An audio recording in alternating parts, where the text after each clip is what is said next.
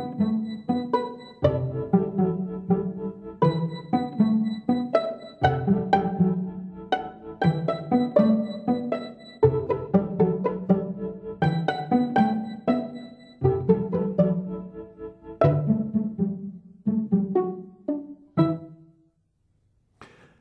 sermons nous mettent rarement en face du dernier article du credo, la vie éternelle, la communion des saints, etc. Bien sûr, il y a les messes d'enterrement, c'est assuré. Mais les prédicateurs restent étonnamment silencieux sur ce qu'il y a, sur la mort et la suite, et la suite, et la suite, ce qui nous attend tous. Ils hésitent et évitent de nous entretenir de ce que l'on appelle les fins dernières. On nous parle un peu du ciel, encore moins du purgatoire et quasi pas de l'enfer. Bon, je bénis, il est difficile de nous situer. C'est peut-être une certaine sagesse d'être prudent, d'être réservé, d'être discret pour nous situer en face de ce qu'il faut bien admettre un jour, la rencontre décisive, celle de notre mort. Combien il faudrait de délicatesse, de douceur, de paix. Nous ne pouvons pas forcément dire ce que cela est, ni comment nous nous comporterons nous-mêmes.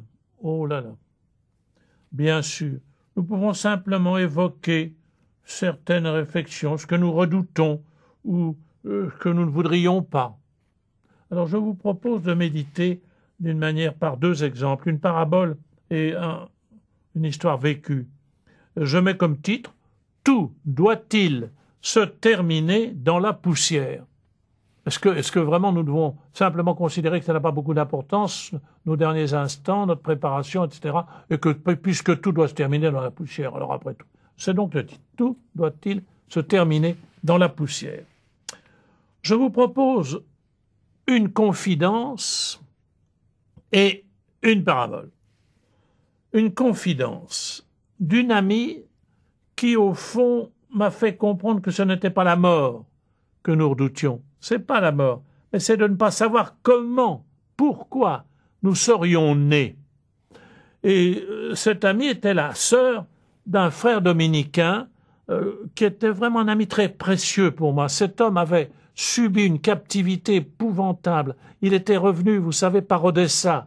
Il n'était pas rentré du côté américain, mais par les Russes. Ils avaient attendu plusieurs semaines. À la fin, il n'avait plus que des pelures de pommes de terre et de l'eau que pour subsister. Et il me disait, nous n'avions même pas la force de tenir debout. Nous restions allongés sur nos chalits et nous levions simplement pour aller aux toilettes. Or, sa sœur venait me voir après la mort et l'enterrement de son frère où j'avais prêché. Et elle me dit tout d'un coup,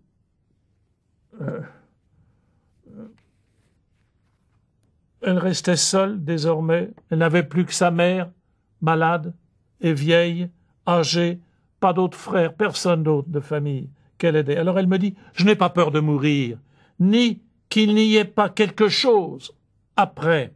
Mais quand je vois vieillir ma mère, je vois tout ce que la vie m'impose, alors j'en veux à Dieu de m'avoir fait naître. La question, avoir vécu 60 ans pour rien, ne s'agirait-il que d'une farce? Pourtant nous faisons tout pour prolonger ce qui ne serait alors qu'une farce. On fait tout pour prolonger notre existence. J'ajoute à cette confidence qui m'a très secoué, qui m'a fait pour la première fois quelqu'un me disait « J'en veux à Dieu de m'avoir fait naître ». Je lis maintenant, je vous confie, une légende japonaise. La légende japonaise évoque aussi d'une manière très noble ce à quoi nous n'avons pas envie de penser, à savoir nous faire entendre à quelqu'un dans une famille que désormais elle est trop âgée. Vous connaissez peut-être cette légende. On va essayer de trouver un subterfuge, une astuce pour faire comprendre à quelqu'un que, vu son âge, elle est de trop. Et l'âge qu'on détermine au Japon, c'est 65 ans. C'était 65 ans. La légende raconte exactement ce qui était tout à fait réel au Japon. Ne croyez pas que ce serait seulement une légende du passé. Il y a eu un film récent, un grand film sur ce sujet qui abordait de fond. Ne serait-ce que ce qu'on nous laissera entendre chez nous pour l'avenir. Mais là, c'est là. Je ne sais pas si ce que la légende cache, beaucoup, un certain nombre au moins, pensent en face de leurs parents. Donc, Aurine est veuve. Aurine, c'est son prénom, son nom. Elle vit dans le village au pied de la montagne de Nara, c'est-à-dire une des montagnes sacrées où il y a les temples les plus importants du Japon, avec la famille de son fils aîné. Le village est pauvre. Les familles qu'il compose ont à peine de quoi manger à leur faim, impossible de garder des bouches inutiles. Une loi orale dicte aux plus âgés l'obligation de partir pour l'autre monde. Cela se passe en général vers 65 ans. Aurine vient précisément de passer le seuil de ses 65 ans, même si en regardant jouer son petit-fils, elle se dit qu'elle ne les paraît pas.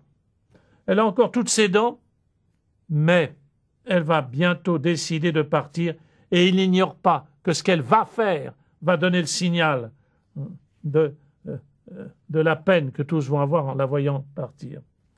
Aurine donc a atteint juste ses 65 ans et elle se casse volontairement les dents de l'avant de sa bouche pour paraître plus âgée et laisser moins de regrets. Aujourd'hui, choisit d'un commun accord avec son fils, sa belle-fille lui prépare son dernier repas.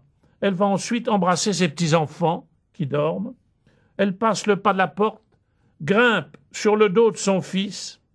Il l'emmène là-haut, dans la montagne, avec les kami. Les kami, pour les Japonais, ce ne sont pas des anges, ce ne sont pas des dieux, ce sont des esprits, les esprits de la montagne. Le kami du vent, le kami de l'eau, le kami des rochers, etc. On a comme déifié les forces de la nature. Donc, il l'emmène avec les kami. Les kami, c'est-à-dire ces dieux de la nature. Son corps ira se fondre avec la nature, tandis que, en bas dans la vallée, la vie continuera sous la protection des esprits. Nous ne savons peut-être pas très bien traduire, ou dire, ou exprimer l'angoisse qui nous enserrera tous, qui nous tient tous, qu'on le veuille ou non, en face de la mort. Nous savons au moins que nous n'avons pas envie, même de cette manière très noble, finalement, entourés de... Nous n'avons pas envie que se déroulent ainsi nos derniers instants, qu'on nous laisse, qu'on nous emmène dans la montagne. Nous n'avons pas envie. Et pourtant...